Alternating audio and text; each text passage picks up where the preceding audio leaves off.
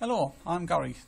I am the IT trainer for the University of Sunderland, and I want to welcome you to a screencast about the DSE Cardinus system that the university uses.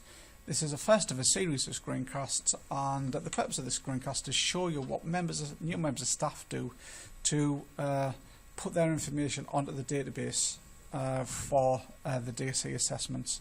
And this will record any sort of problems that they've got with the system. Just the first thing to say, looking here on the screen right now, is an email that the member of staff receives when they join the university, and this tells them about what needs to be done for the DSE assessment, including a link to the DSE assessment database. That database itself is a training system as well, so it will go through in a step-by-step guide what they need to do. When they click on the link, this is the first thing that they get. It'll ask them for the university credentials for logging in. Now, if you just let me type, I will put in my details.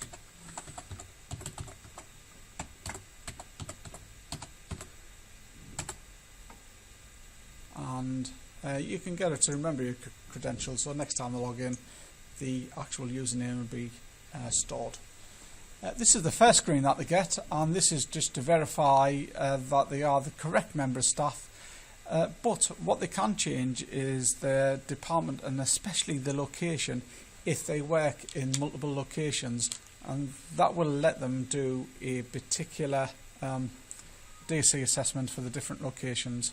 I want this, for example, though, to go to Tech Part Unit 1 ITS. When they've done that, they click on Submit, and they will be greeted with another sub-menu. And within the system, there's Fire Safety Plus, which I'm not going to talk about today, but there is the Work Safety Plus system.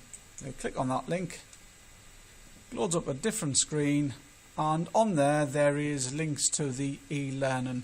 Now, I'm not going to cover the e-learning section today, but someone needs to complete the e-learning section before they do a risk assessment. Now, to do a risk assessment, they click on the risk assessment link, and this is the first of 63 questions that they get on the risk assessment. It is split down into 63 questions into 8 sections. The 8 sections, the first one being is your comfort. Now, they don't have to answer all 63 of the questions. If I bypass any of these by, say, for example, on your comfort, if I put to this question, are you suffering of physical discomfort from your workstation? I click no, it will bypass all the other subsections for that. Again, the second section is called environment, and again, I have got no concerns about light levels, temperature, noise in the immediate area, so I click no, and it will bypass the other section of questions to do that. It then goes on to the third section, which is seating, and in there you can put in any answers to this, and we want the user to be putting in the most truthful answer that they can for this. First of all, is your chair comfortable? Yes. Do you experience any physical discomfort attribute to using your monitor? Do I suffer? It goes on to the third section, fourth section. I will put, do I suffer discomfort? Yes. And can you see, I now start getting subsections of questions. Directly in front of you, what do you twist in your back?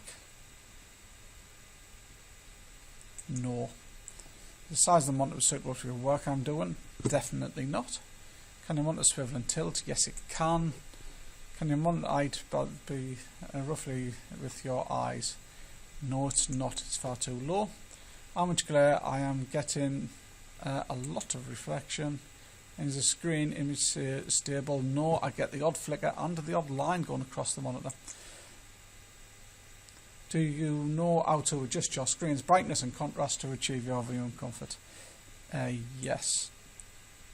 Now, some of these questions I've been answering have yes or no answers, and some of them have a list, so they have 3 or 4 options. Now, whatever we answer this with will make a risk in the actual database, which we're going to look at later on.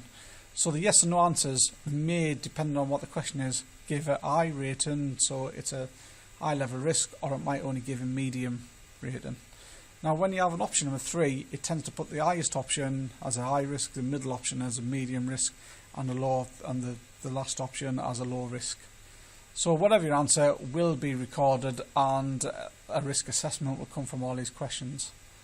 I'm just going to answer this question. Is the text on the screen clear and legible?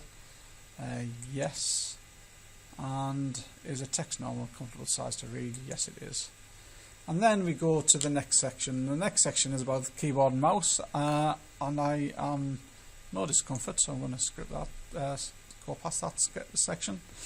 Desk area, do you have any issues concerning available space and organisation? I do not. My desk area is good. I do not use laptops, so I'm going to bypass that. And then there's a set of general questions at the end, which is based on other, and you can't bypass any of these because these are questions I won't ask. On average, I do spend more than 10 minutes on my workstation. On average, how knowledgeable about using the software? I'm very knowledgeable. I should be. I'm the trainer. Do you receive any electric? Luckily, I don't suffer any shocks.